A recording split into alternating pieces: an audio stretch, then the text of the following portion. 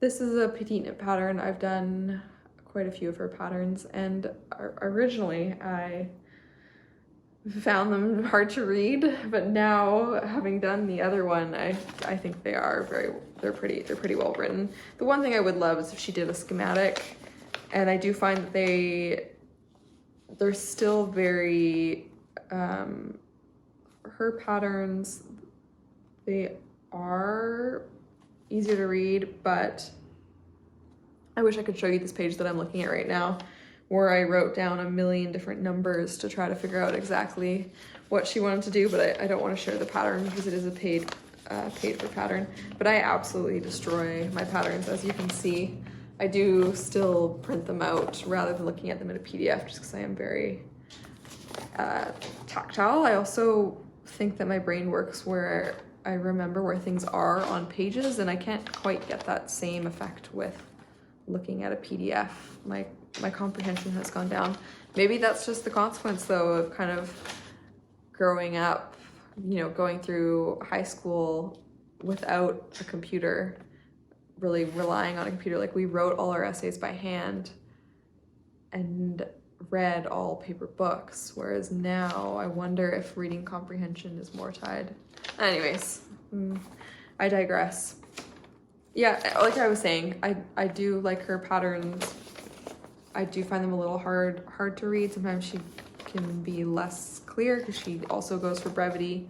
Her patterns do tend to be like no more than 4 pages. So something to think about. I've been using that technique that I learned about with markers for counting rows. So what I like to do is I have 2 markers, one that marks the beginning of round. So in this case, I'm using a big triangle to mark the beginning of round, and then one which marks what row I'm on. And then every time I get to the beginning marker, I just move this marker 1 stitch over. And that way I can count how many rows I've done, and then I know when to do my decrease on the sleeve, and that way they're evenly spaced, and I can just kind of, my favorite thing with projects is just being able to put them down and then pick them up without having to look for any information. So that's been, I think, probably my favorite thing that I've learned in 2023 is to use your stitch markers in that way. So I thought I'd pass that along as my 2023 hot tip. Okay, those are the 2 patterns, the 2 projects that I've worked on. And then neither of them I really made mods to, other than swapping out the yarn, which I'm also going to do for, oopsies. Hopefully that didn't destroy the camera too much. I'm going to focus on swapping the yarn for my next project. So this is something that I haven't talked about in the last couple months, despite that I am still receiving the yarn. So for those that don't know, I signed up for, it's a yarn subscription. It's done by a company that's based in Manitoba in Canada, and it's called Breed of the Month. So every month they send you a new breed of yarn. It's undyed. You can either get the yarn itself or the fiber to spin it. And with it, they send you a little card with a picture of the sheep as well as a description, and then some information about the wool itself and what it's good for. And then the yarn, and they all come in different thicknesses as well. So they send you the band that's associated with the yarn. It's called Longway Homestead. And I believe all the yarn too is Canadian yarn. So they're one of the owners, she gave a talk, and she's really focused on kind of invigorating the Canadian wool industry.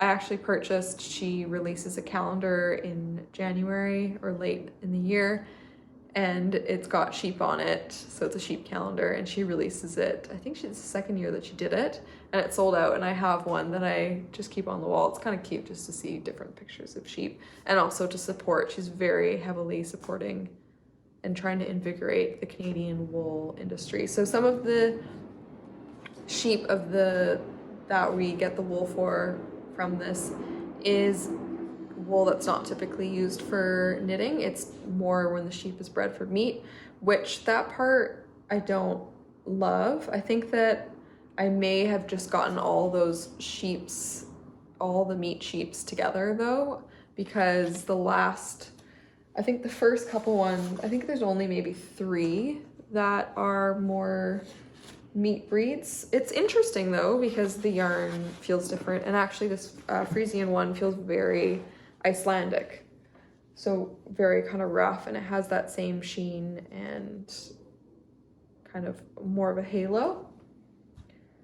But some of them, like this one is another of the meat breeds, and it's just, you can see it's very yellow, and it's also very spongy and very, very elastic. So they come in all different thicknesses. So here you can see, here's a thick one and here's a thin one. So I was very organized, as you can see, for the first 4 months. What I would do is I would knit my little swatch, and then I would block my little swatch. I think this one actually is not blocked. So let me grab one from the very, very beginning when I was on top of it. So this is Corriedale. So like I said, I think I got the 3 meat breeds, and then so far it's all swapped to being more kind of the fun different breeds. So this is Corriedale.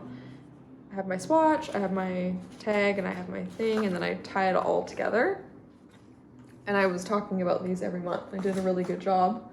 And then 3 months passed, and I haven't talked about the yarn. But what I did figure out is what pattern I'm gonna do. Oh shoot, I pulled up the pattern and I didn't write it down. I'll include it. Everything that I talk about is in the footnotes, as well as I try to add as much information as I can to the actual video. So this is a beautiful gray, which I absolutely love. And then this one I believe is Blueface Leicester, which is one of my, this is what first got me into breed specific yarn, was the BFL Blueface Leicester. I absolutely love this. I have some sock yarn in this, and I just love the sheen and the softness and the bounciness. I actually prefer it, I think, to merino for socks.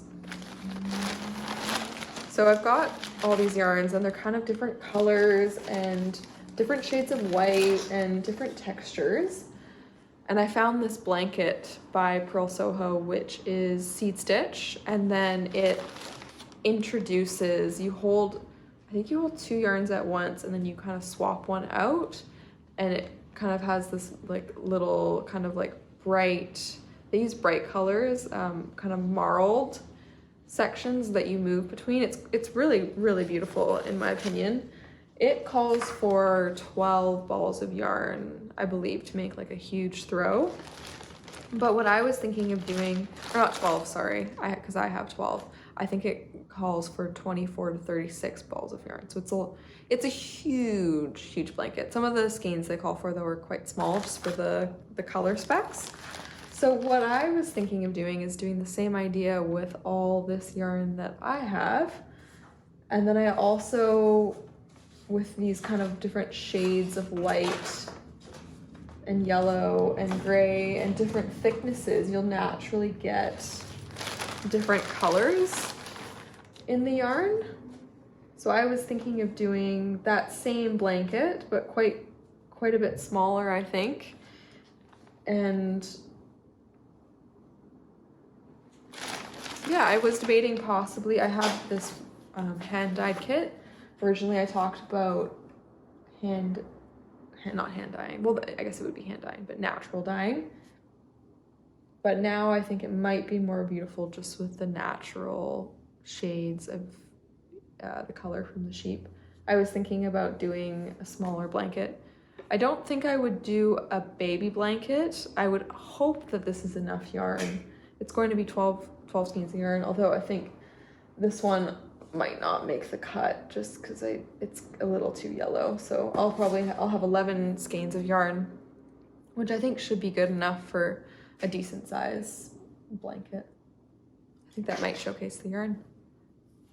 Well, that is what I want to talk about today. I hope everyone is doing good, having a good July. It's now officially August, which is the warmest and typically sunniest school, and no one's in school month, so please enjoy, or hope you enjoy wherever you are. I hope also if you're in Canada that the wildfire smoke isn't too bad where you are, because I know it's been a horrible year for wildfires this year. Well, happy knitting, and I'll talk to you next time. Thanks. Bye.